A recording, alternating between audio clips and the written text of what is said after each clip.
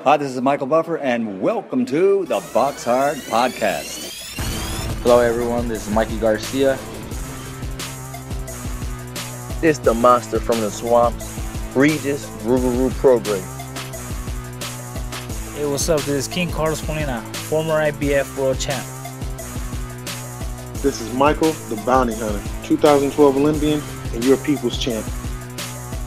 This is Charlie Edwards, flyweight champion of the world. This is Fast Eddie Chambers, and you're listening to the BoxHard Podcast with my main man, Joey Coastman.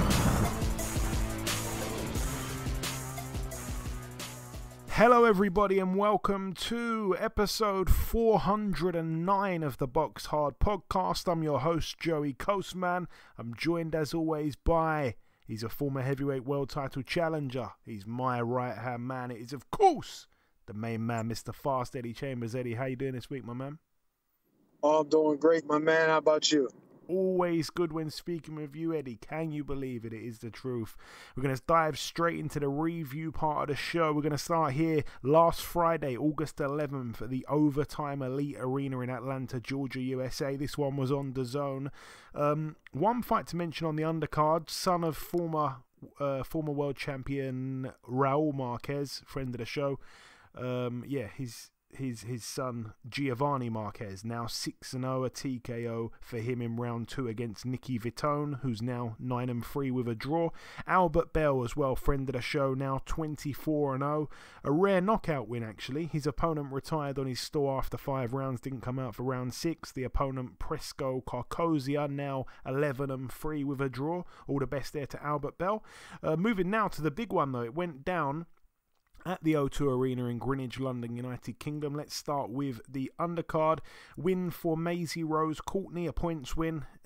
Very easy to predict this because she got in there with very, very teak-tough Gemma Rueg, who's now 7-8. She's now gone into negative in terms of the losses and wins. But yeah, Maisie Rose Courtney, good little win there over 6-2s, now 4-0. Good learning fight.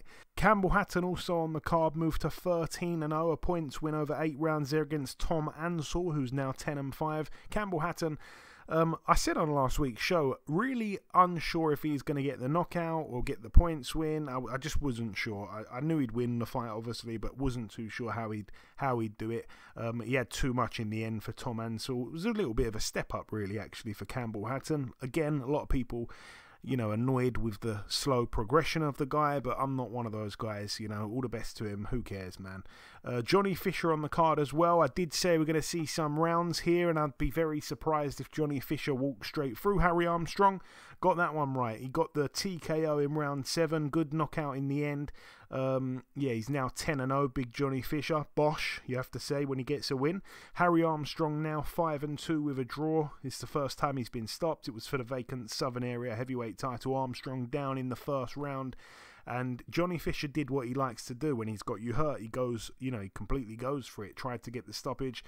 And yeah, unfortunately for him, wasn't able to get it. And then I think kind of blew his load a little bit in the first round. And it took him a few rounds, I think, to kind of get a bit of a second wind, if you like. He certainly, put it all out in round 1, and yeah, the corner threw the towel in round 7.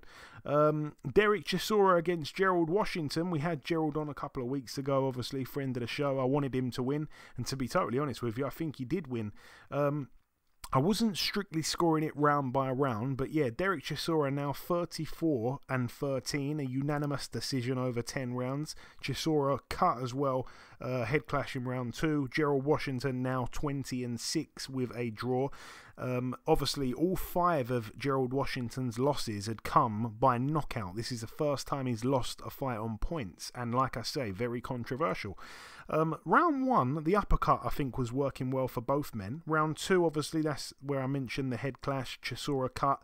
And then Chisora went down with the last shot of the round, and it was ruled by the commentator a push. There was no replay at all of the punch that dropped Chisora, no replay at all in between rounds. To me, live, it looked like a knockout. I have spoke to Gerald after the fight. He said 100% it was a knockout. It should have counted.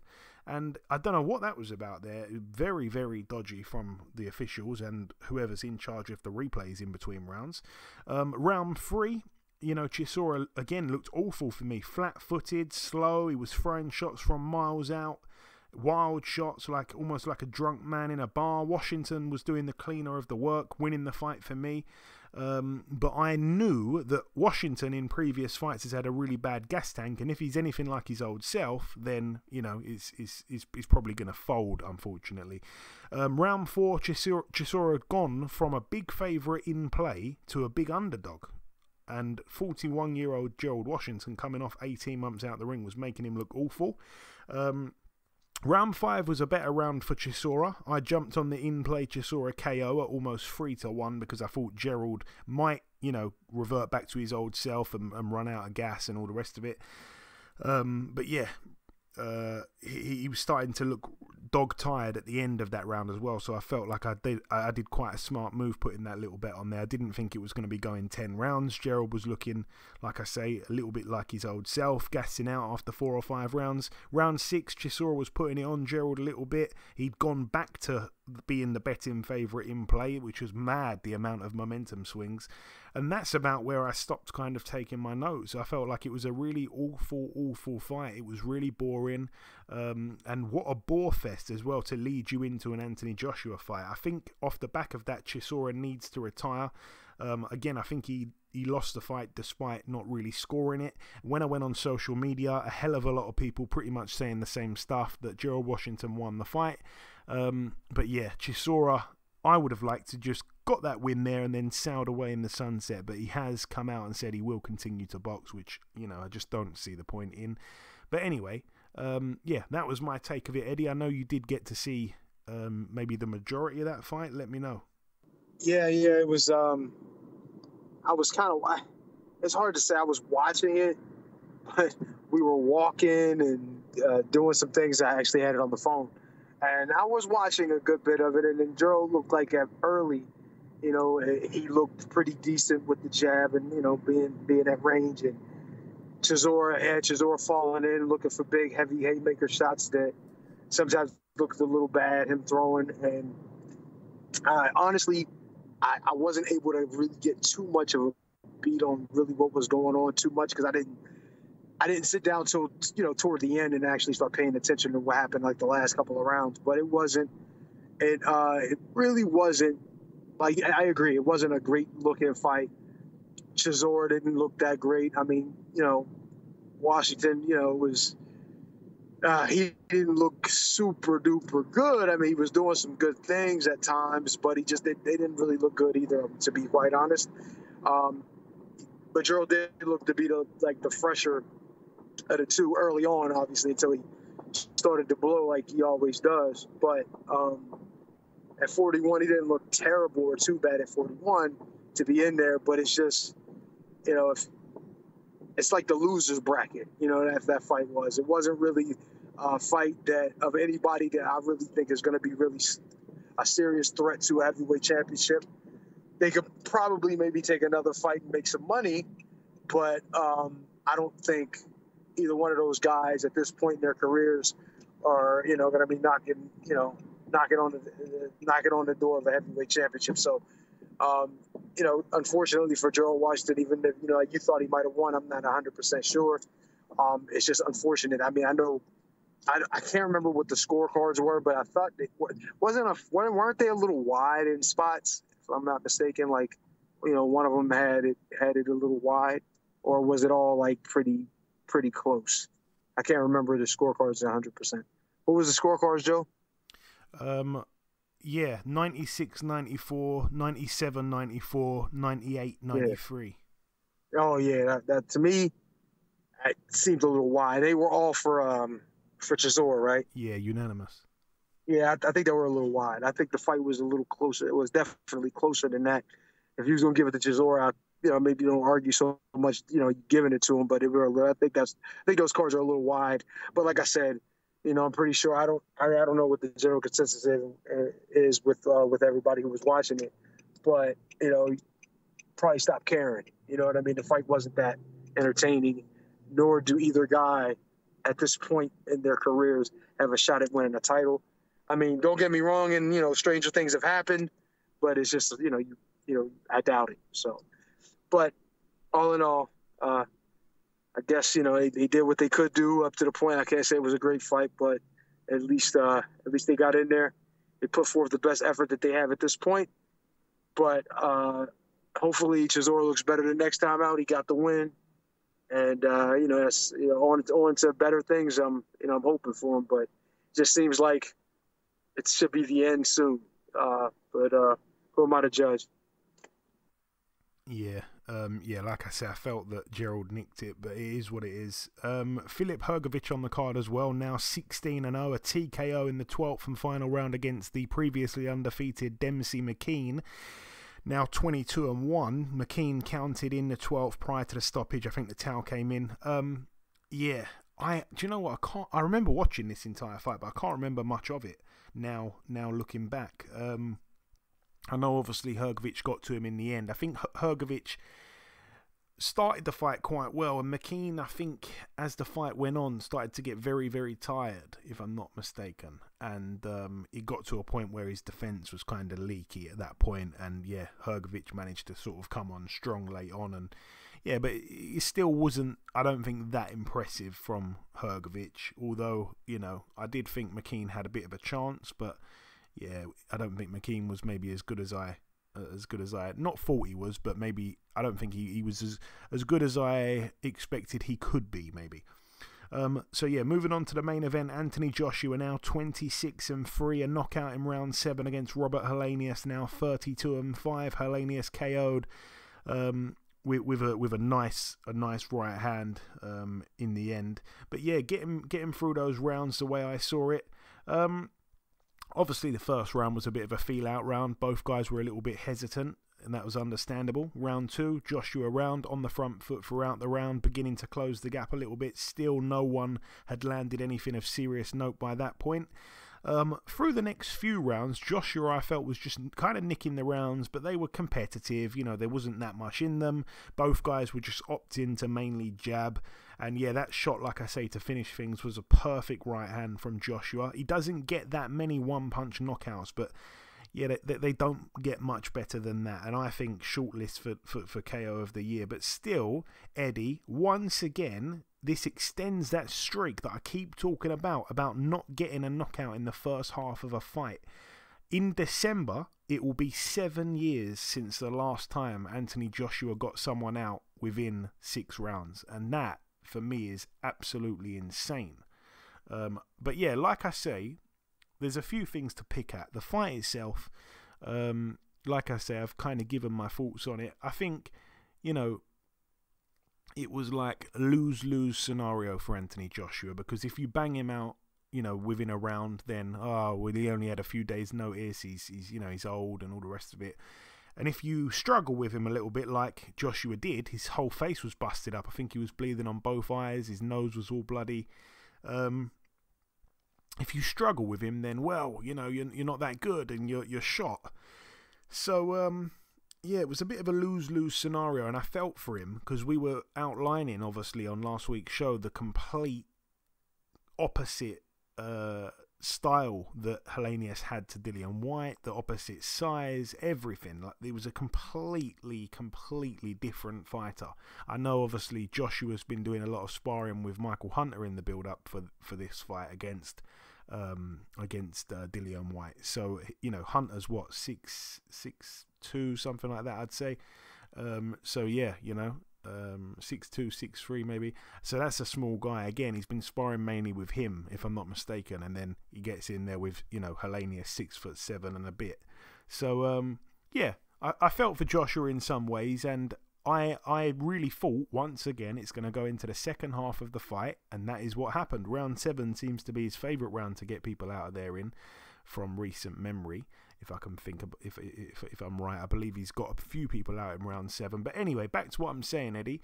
Lose-lose scenario, I think, for Joshua. And just what did you make of it in the end? Yeah, it was kind of. I mean, it's one of those things where he had not a lot to gain, but a whole lot to lose, and I do agree with that. It's a lose-lose for him. But, I mean, at the end of the day, he was expected to win. If you stop him early, still what? People are gonna, you're damned if you do, you're damned if you don't. So do your best to get him out of there when you can. But at the same time, I certain parts of it, I kind of liked what I seen. Certain things. I mean, like most people are looking at him. Well, you're fighting a guy who got knocked out by Wilder in a round. If we were looking to make a fight with you and Wilder, you got to make a pretty serious statement here. Then to look at him, like you said, bleeding, he took punishment a little bit in there. I'm not saying he got beat up, but he took some punishment in there. You know what I mean? And Helenius is a big guy who could punch, so that's why he was bleeding. And I'm pretty sure if he would have got a good enough shot on him, he could have hurt him. So, but yeah, it's like you're Anthony Joshua. This is Robert Helenius, who's old, who wasn't necessarily a title challenger, I guess, at the height of his career. I mean, recent history, he's upset the apple cart a little bit here with I can't think of his name right now. Kaunaki. Yes, Kaunaki. There we go. Yeah, so I mean, he's kind of, I guess you could say he was in decent form before Wilder, winning those fights. But at the end of the day, he's not a top tier guy. So you're supposed to, as Anthony Joshua, go out there and take care of business. But was this his first fight with second Derek James? Okay, with Derek James. Okay, so I mean, he's still, putting things together. You know what I mean, with Derek James, and I guess you can use that as an excuse to say, okay, well, he's still, figuring things out with Derek James a little. So we'll give him a little bit of a pass. I mean, he was doing some good things with the jab. He obviously looked the better boxer. He has obviously more ability, and he's capable of more than what Helenius is, especially at this point in his career.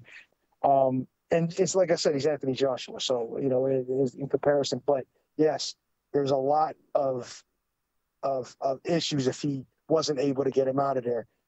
And it looked at some points like he was struggling, like he was really kind of struggling, like you said, his nose was bleeding, and he took some good jabs, and there was at times that Helenius looked like he was doing all right, and looked like maybe he can cause some issues later on in the fight if the fight went further. So yeah, but all in all, the right hand he landed was great. Some of the shots he threw, and some of the jabs and the distance, the range, how he closed the gap, looked pretty solid. So I don't want to kill him or go much and be too hypercritical, because at the end of the day, he got the knockout.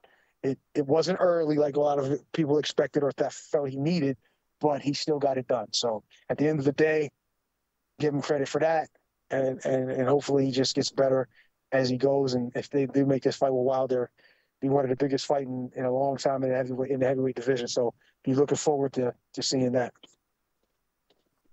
Hopefully we see it. Do you know what, Eddie? I've obviously brought up that statistic about Anthony Joshua being this big, muscly guy, 6'6", big puncher, yet he has gone so long without knocking anyone out in the first 6 rounds of a fight, which is madness for a heavyweight, in my opinion. And I did a bit more research on it. And do you know, I went through the top 100 active heavyweights in boxing right now, according to BoxRec, the top 100 active heavyweights. Do you know who out of all 100 has gone the longest without knocking anyone out in the first half of a fight? It's not Joshua, but do you know who is number one? That's a good question. Tyson? No, not Tyson. No, not Tyson Fury? Yeah. That's a great question. No, I have no idea. Not at this point. It's actually Usyk. Wow. You wouldn't think so, would you? Wow. It's actually Usyk. But you know what? That fits the profile a bit. I mean, Usyk is not a big heavyweight. Yeah, but it goes back to his cruiserweight days, though. He wasn't really stopping even people then. there. But he's not. You know what? He's not a knockout guy. See, Usyk is the kind of guy who who overwhelms you over the course of a fight. You know what I mean? So that's his game. You know what I mean? That's his game to do that. He wears you down, he beats you down, and eventually you get stopped. That's what it looks like. But yeah, that doesn't surprise me. Yeah, Usyk has not knocked anyone out in the first half of a fight since August 2015. In second place, it's a guy called Robert Sims. He's gone back to August 2016. Gerald Washington, July 20. Oh no, he should be second actually. Sorry, Gerald Washington, July 2016. That's the second longest without a first half of the fight knockout. Then it's Robert Sims just a month later, August 2016, and then Joshua, December 2016. So the fourth longest out of 100, to knock someone out in the first half of a fight. I think that's just an insane statistic. I posted it on Twitter earlier this week. I said, does anyone know, out of all the active heavyweights, the top 100 who's gone the longest without a first half of the fight knockout? And no one answered. Well, it was Usyk. That is the answer. So that's crazy. Which has really made me think a hell of a lot about next week's fight, which of course we'll be previewing next week when obviously Usyk gets in with Daniel Dubois. Now I'm convinced there's no way in the world that ends early unless it's Dubois who actually gets to Usyk. Anyway, we'll get to that. Moving on from Anthony Joshua for a moment, moving to the Desert Diamond Arena in Glendale, Arizona, USA. This one was live on ESPN. It was live on Sky Sports. Let's touch on the undercard. Really good win for Emiliano Vargas, now 6-0. He had his opponent Jorge Alvarado down twice in round 2. Alvarado now 3-6 with a draw. Obviously quite limited, but he came out with a hell of a lot of aggression, and there seemed to be a little bit of bad blood there between the two men. But yeah, this guy Alvarado came out like a rocket and made it, I felt, quite uncomfortable for Vargas at times when you've got a guy who's not thinking what he's doing. He's just going in reckless. I think it can sometimes work against you if you're in the opposite corner, but I think Vargas a lot of the time would take a step back, catch him with a nice uppercut. I was really, really impressed with Vargas there. Yeah, Richard Torres Jr., again, I've said it for a long time, one of my most favourite heavyweight prospects in the world. He's now 6-0, a first-round TKO against Willie Jake Jr., who's now 11-4 with 2 draws. Jake Jr. down once. That's the fourth time he's been knocked out. He's been knocked out in all of his losses, all 4 of them. But they've all been to, much higher rated guys than Richard Torres Jr. I think I can't remember now who they were, but he's lost in good company. No one really just at kind of prospect level. Also on the card as well, Lindolfo Delgado moved to 18-0, a unanimous decision there over 10 rounds against Jair Valtierra, who's now 16-3. And the main event, wow, oh wow, we knew it was going to be a fantastic fight. Mexico against Mexico, or should I say Mexico against Mexico, to give it the full respect. I just couldn't see how this wouldn't be a fantastic fight, and it lived up, I think, to my expectations. Emmanuel Navarrete now 38-1, a unanimous decision over 12 rounds against Oscar Valdez, now 31-2. It was for the WBO World Super Featherweight title. Unbelievable fight, this one. Going to go through my thoughts on the fight. Going to start here in round 1. Navarrete, for me, nicked that round. Both guys were loading up with big shots. That supposed 1 inch height difference looked a few inches actually in the ring for Navarrete. Navarrete was getting a bit more on his shots as well, I felt, in round 1. I felt that Valdez, was trying his best, but again, I don't think he had as much on his shots in that first round as Navarrete did. But both guys landed. I always felt that Valdez was the smarter fighter of the two, but Navarrete's the volume guy who can just overwhelm you and outwork you. I thought that, before the fight started, it did end up to play a massive part in the fight, I think. Round 2, again, both guys throwing bombs. Navarrete at times throwing uppercuts from well out of range, missing. It was a bit crazy, a bit dangerous.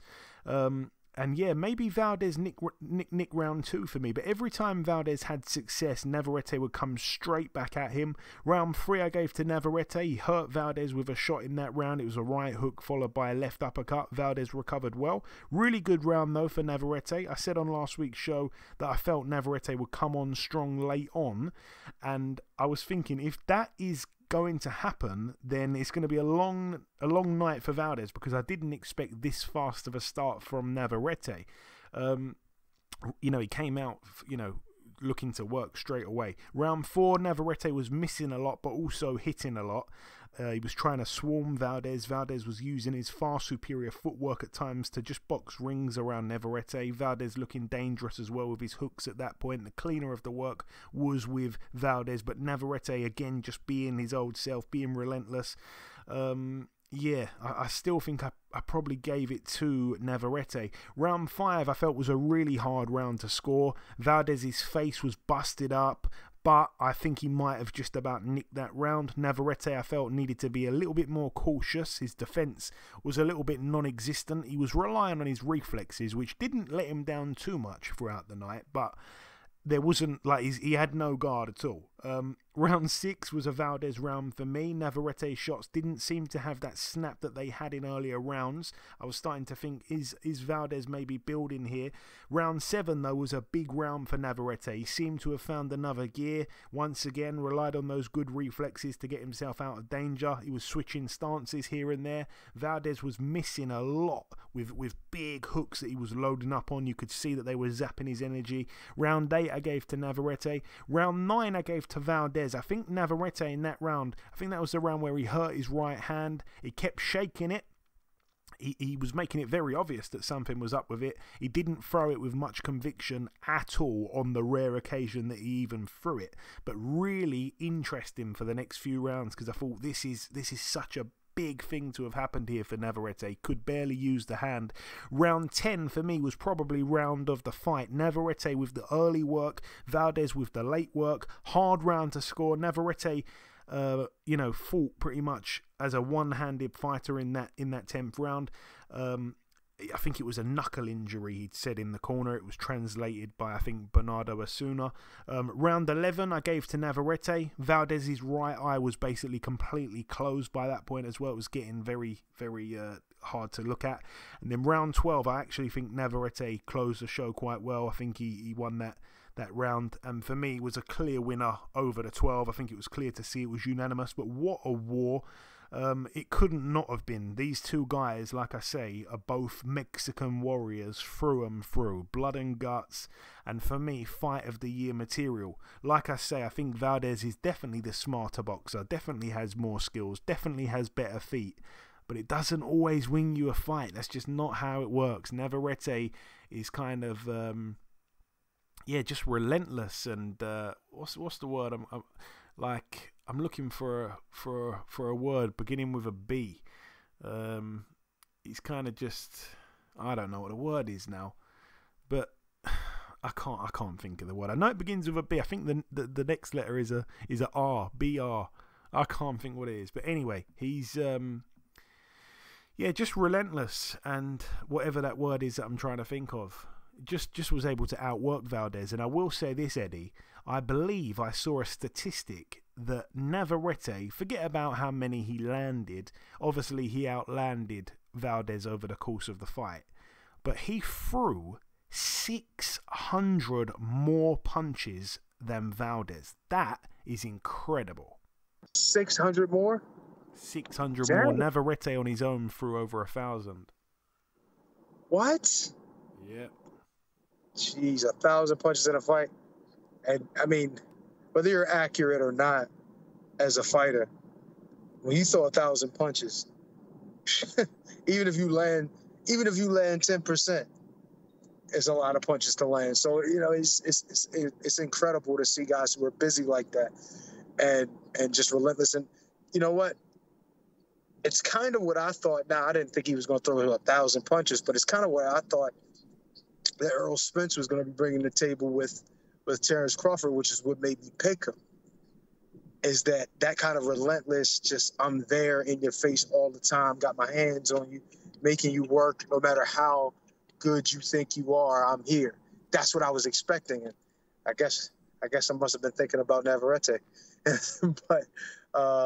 But yeah, I mean, it's awesome. You think about 600 punches, just throwing 600 punches by itself is a lot to throw, let alone 600 more punches than another fighter who actually is pretty generous with their offense anyway. So it's just incredible, man. It shows his level of determination and work, and diligence in the gym in order to be able to do those kinds of things in an actual fight where you're being tested and pushed. Takes a lot, man, and you got to respect him for being able to do that, and also winning a fight, obviously. And he hurt his hand and fighting with one hand. You know what I mean? And toward the end of it, so that's pretty awesome. You got to get a guy credit. He won, and he did what he had to do. Good fighter. Yeah, hell of a fighter. I think that is the 33rd win in a row now for Emmanuel Navarrete. Moving now, though, to the MGM National Harbor in Oxon Hill, Maryland, USA. Over here, another Emmanuel topped the bill.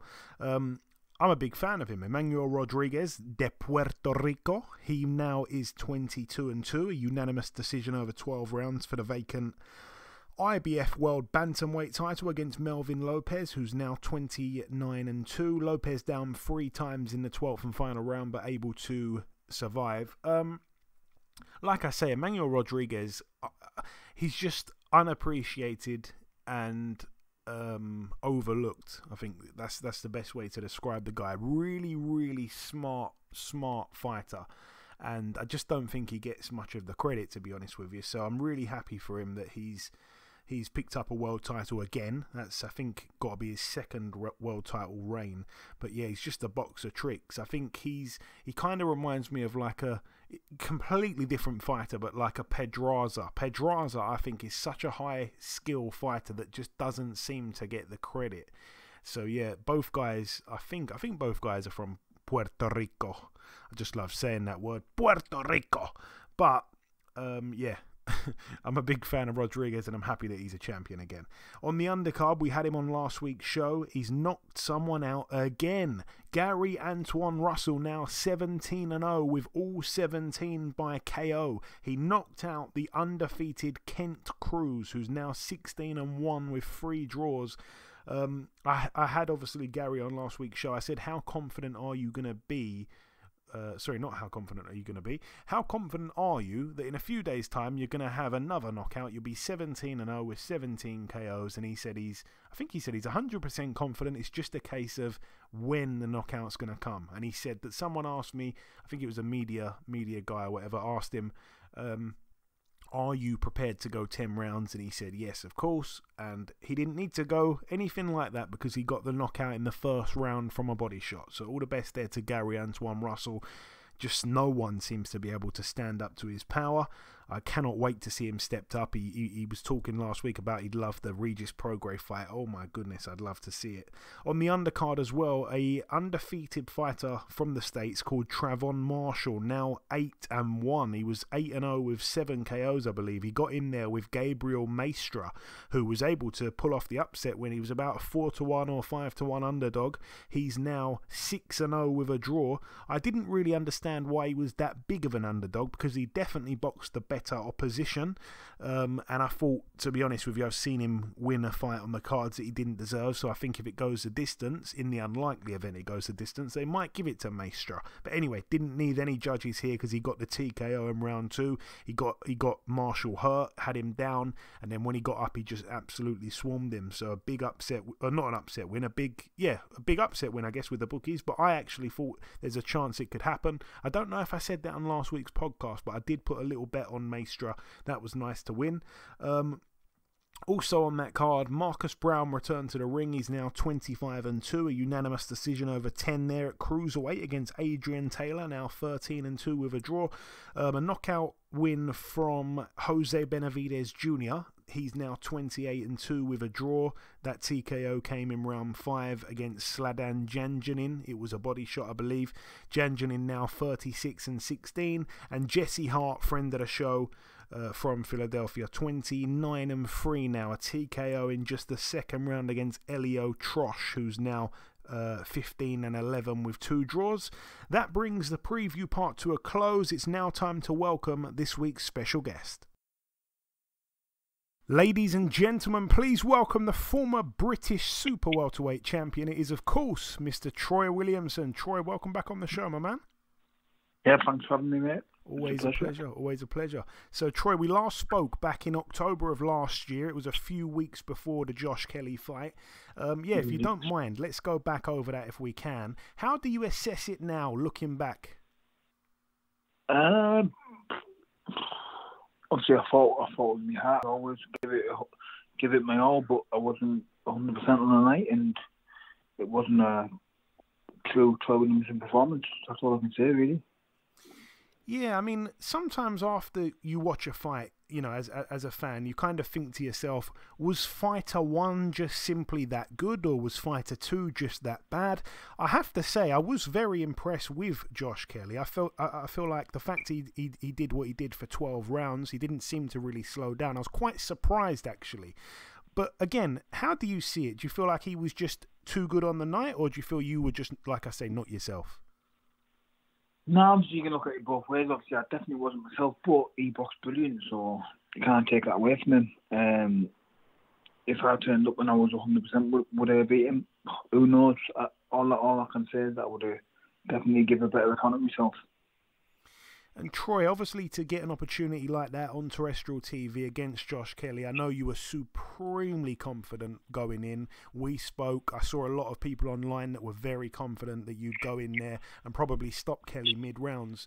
What's the reception been like after that? Maybe on social media, maybe from the fans for yourself? I've got loyal supporters, and obviously there's keyboard warriors out there that obviously give you a bit of stick. Obviously, when you take a little step back like that, but it goes, like I say, just if I hear it, it goes through one ear and out the other. Don't really take much notice of it on social media, because the people who are writing stuff about me don't know me and I don't know them. So yeah, don't really take much notice of it, mate. And obviously you took 7 months out before returning last month back in Newcastle. You came back with a points decision over a seriously tough Ramiro Blanco, really tough guy. Were you happy with the bounce back performance, Troy? Yeah, I was. I won every round, comfortable, and I think I boxed pretty well. I was glad to get the rounds in because, like I said, I had 7 months off. After Kelly fight, I had elbow surgery, which needed doing. I had a bad elbow. My elbow was killing me for 4 or 5 years, so I eventually got it sorted. And it was good to just get in there and test it out, land some heavy shots, and most of all, throw me jab. So it was good to get the 6 rounds, yeah. And Troy, obviously, again, you boxed on the same card as Kelly. I don't want to drag it on too much, but again, he got the win over you. He looked really good, very impressive. And then he fights here against, I'm going to give him a bit of credit, an undefeated fighter. No one really knew how good Gabriel Corzo was. But again, a lot of people saying that Kelly looked very flat. It's almost as if sometimes he seems to just blow hot and cold. Yeah, I watched the fight, and again, he obviously did what he had to do, but he got the win. He didn't look as good as how he did against me, but he got the win. So you can't turn up at your best and be 100% every single time, even though you should be. And obviously, it would be good if you could, but unfortunately, you can't afford to have an off night in boxing, otherwise you get beat. And I had an off night, I got beat, but yeah, it is what it is. I don't know what to say much about it, really. And Troy, getting back onto yourself, what's the plan moving forward? I've seen you have a little bit of back and forth with Caoimhin Agyarko on Twitter. Is that perhaps someone you'd want next? Yeah, I'd like that next. Obviously, Eddie was calling for that. Obviously, he knows that it makes sense. It's a great fight. It's a step up for him, which I believe that he hasn't really stepped up yet. And like you say, obviously I've been at that level, took a little step back, and obviously I'm back in the mix. I've come back with a win, so why not fight? You can't just pad your record your full career and just fight journeyman, which I believe that's what he's done. So yeah, obviously it's about time that he steps up, but I don't think he wants it, unfortunately. Yeah, it's interesting because obviously I saw the first message you put on Twitter. You said Eddie Hearn says he wants it. Agyarko's coach says he wants it, but you're not too sure about Agyarko wanting it. You said he unfollowed you on all social media as well. Yeah, he's already rejected an offer, so he obviously doesn't want it. He obviously doesn't feel like he's ready, but when is he going to be ready? Like I said, he can't just be trying to join him all his career. He's 15 now. He's got a title. He's not getting any younger, so why not step up and give yourself a 50-50 fight? I'm not saying that I'm going to go in there and steamroll him. Like, I respect him. He's a good fighter. This is a genuine 50-50 fight, but so obviously it's very unfortunate that a lot of other fighters don't think the same as me, and obviously just want to test himself against the very best. But yeah, he unfollowed me off social media. He used to be one of these little fanboys that, like, everybody knows I go to Costa. I drink coffee. I'm like a coffee connoisseur. Like, I drink coffee every single day. He was one of these that used to get a Costa, and just take a photo of his little Costa cup and tag me in it. Like, he was one of these. He's one of these little fanboys that used to do that, and then all of a sudden he unfollowed me off Instagram and Twitter. Wow. That's interesting. Now that we're on the topic of coffee, which coffee shop does the best coffee, Troy? Well, I don't really go to Costa anymore because the prices are just ridiculously high, and they've changed the beans, so I don't really think that the coffee is very strong anymore. I don't mind a Greg's coffee, and I like all these like little small local coffee shops. There's one in Darlington called Echo Free Coffee. It's probably the best coffee that I've had. And I've drank coffee everywhere.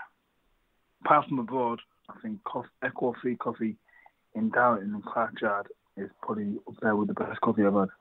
Wow, well, there's a plug for them, a little local place in Darlington. That's amazing. Failing a fight with Agyarko, if it doesn't end up happening, which it doesn't look promising from what you're saying here, Troy, what else does the Sauerlands have in store for you? I'm not signed with the Sauerlands. Oh, I thought you was.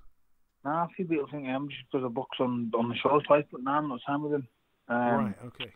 Obviously, I see that Messi can't wait to fight in for a vacant British title again against that Samuel Antwi.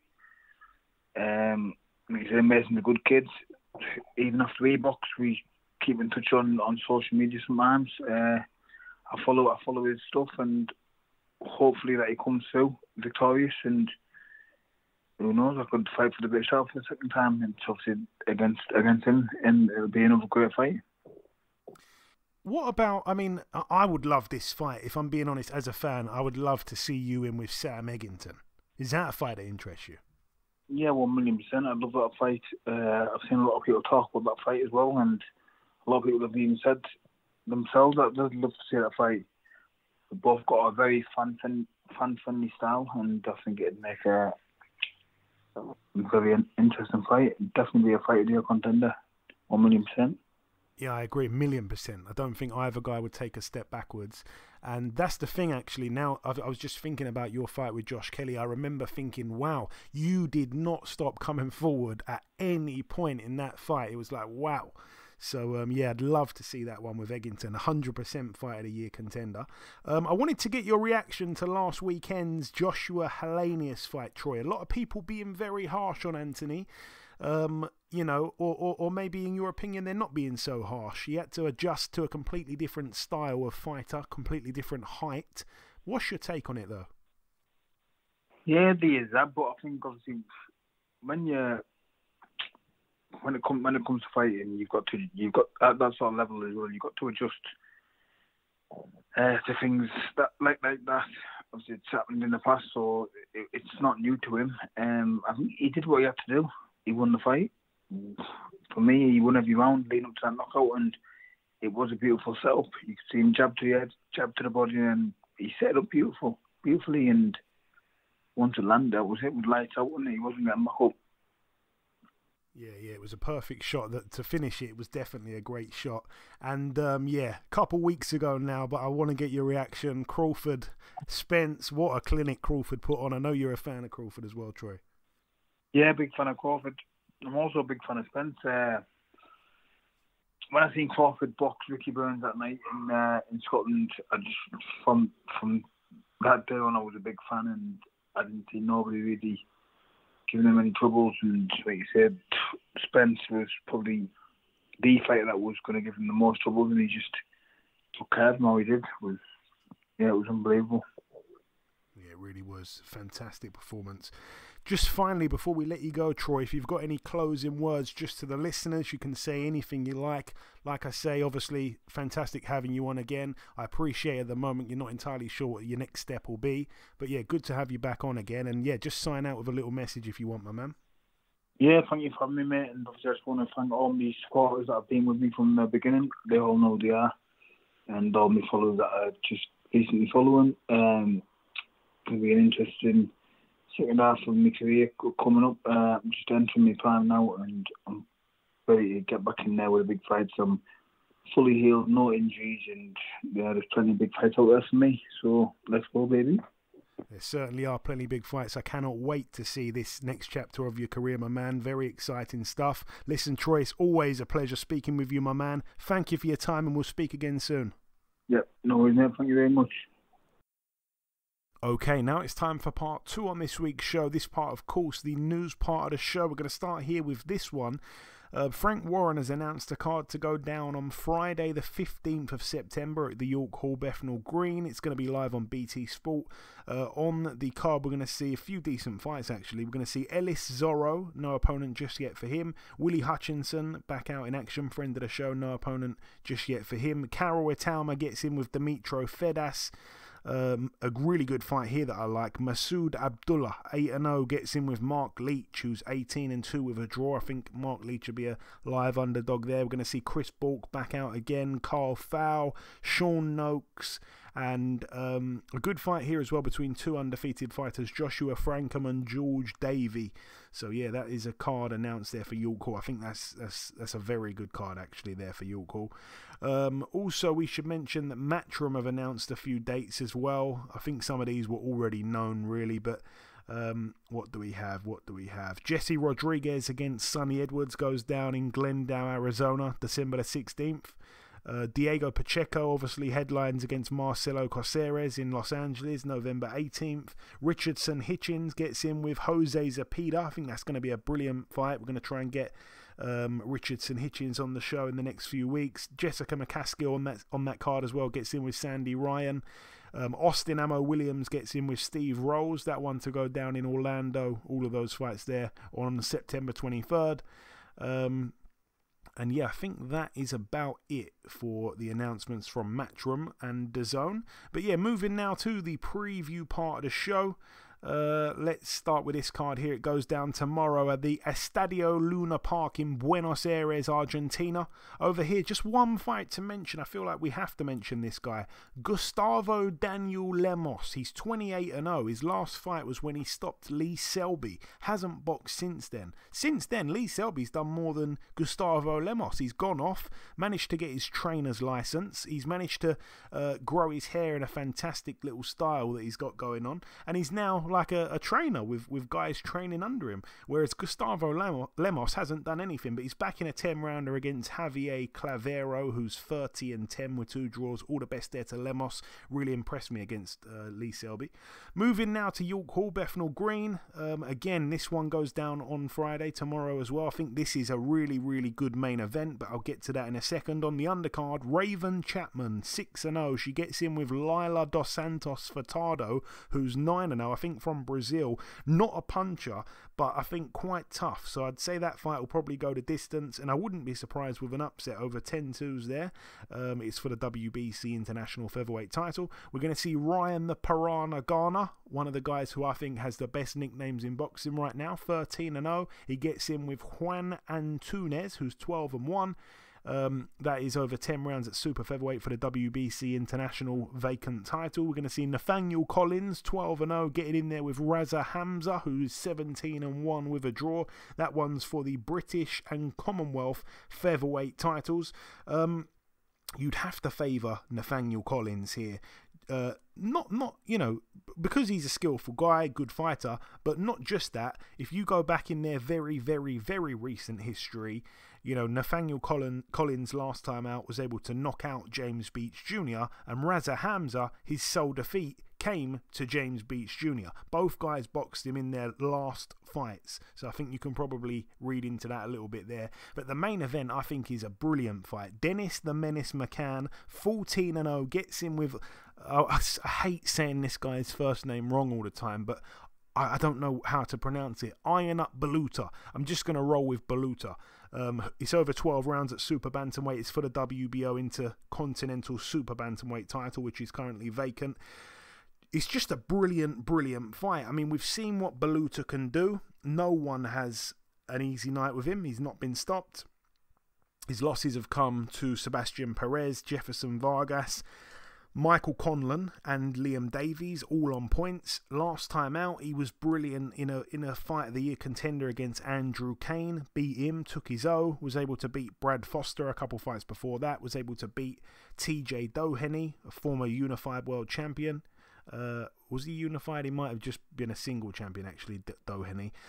Was able to knock out as well David Oliver Joyce. I think this fight will go the distance. I think Baluta has a massive chance here, though. He's only got 3 KOs, so again, he doesn't get stopped and he don't really tend to get a stoppage. But I would say that Baluta to win on points at about 6-1 is an insane price. So, I don't know who I'd favour here, but I think it definitely goes the distance. It's either McCann points or Baluta points, but Baluta is way, way overpriced at 6-1. Moving now to the Utilita Arena in Birmingham, West Midlands, United Kingdom. This one here goes down on DAZN on Saturday night. What should we start with here? I don't want to start on a negative note, and I don't want to be too negative, but we're going to start here with Solomon Dakers. It's a 10-rounder here, and I'm a bit annoyed to see it's 10 rounds because I've said so many times I don't really enjoy watching Solomon Dakers fight. I think he is quite boring, especially for a heavyweight. I think you need to be banging people out, especially when you're starting your career. You should be banging people out, to be honest with you. They should be putting him in with guys that he should be knocking over. But anyway, it's over 10 rounds. Gets in with Chris Thompson, who's 12-4 with a draw, been stopped twice, coming off 2 back-to-back losses. He went the distance, though, in his last one against Evgeny Romanov, who most of the time gets a stoppage. So this tells me that the guy is probably somewhat durable. But I don't really know. I haven't seen the guy fight at all, and I don't really want to go and look at him. But Solomon Dakers, man, honestly, like, he loves going points. He's 6-0 with 2 KOs, and he just doesn't do it for me as a heavyweight. What else do we have on this card? Let's move up to the next fight. Good fight here. I think it's a rematch. Jordan Flynn, 9-0, gets in with Kane Baker, who is 19-10 with a draw. If I'm not mistaken, I think that Jordan Flynn beat Kane Baker on points. Yeah, beat him on points over 8 rounds. This one's gone up to a 10-rounder. It was a close fight, though. Only the referee scored it, but it was 77-75, referee Kieran McCann. And yeah, obviously Jordan Flynn only got 1 KO to his 9 victories. So yeah, Kane Baker's a game fighter as well. So again, you'd have to expect that one to go the distance again. I think Jordan Flynn will probably win that one on points. Cyrus Patterson, 6-0 in a 10-rounder here against Connor Walker, who's 11-2 with a draw. It's good to see Cyrus Patterson out once again. I don't think he gets enough credit. I think he's one of those kind of like secret gems throughout the Matchroom stable. He doesn't really have a massive following. There's not much people really banging the drum for him, but I think he's a really good fighter. And I think we saw that last time, a brilliant win against Chris Jenkins.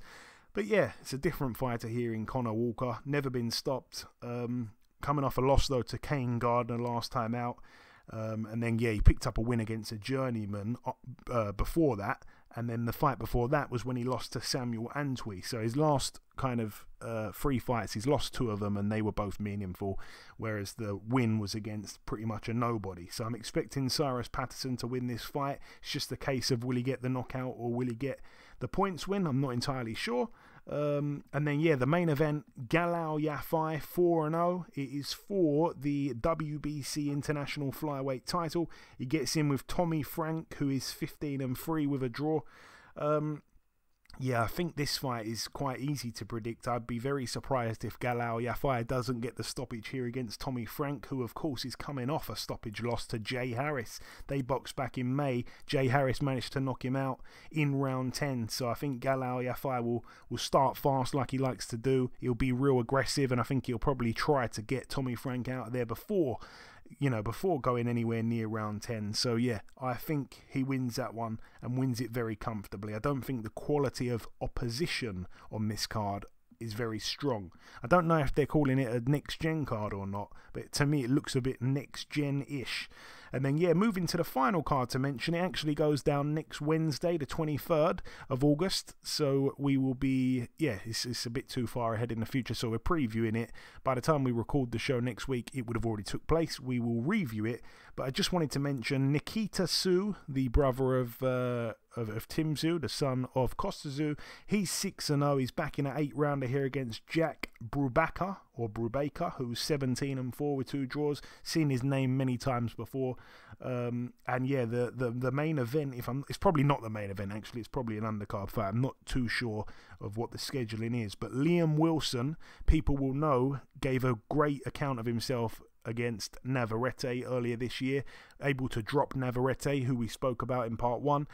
He's 11-2. He's back here against the undefeated Carlos Maria Alanis, who's 12-0. That's over 10 rounds there at super featherweight. All the best to Liam Wilson in his ring return. And then yeah, that wraps up the show. That is the preview part completed. In part 1 we did the review part, then we welcomed our special guest Troy Williamson, and then in part 2 we did the news. Just wrapped up the preview part. Didn't need to come to Eddie for the preview part this week. And yeah, the final thing for me to do is to come in with the outro, which I'll do in when, Eddie? In just a few seconds. Okay, and this wraps up episode 409 of the BoxHard Podcast. I've been your host, Joey Coastman. Eddie Chambers has been with me for the duration of the show. A huge shout out to this week's special guest, the former super welterweight British champion, Mr. Troy Williamson. The biggest thanks of all, though, goes out to you, the listeners. Thanks once again for tuning in. That's about everything from myself, though. Enjoy your weekends, people. Stay safe, and we shall see you all again same time next week.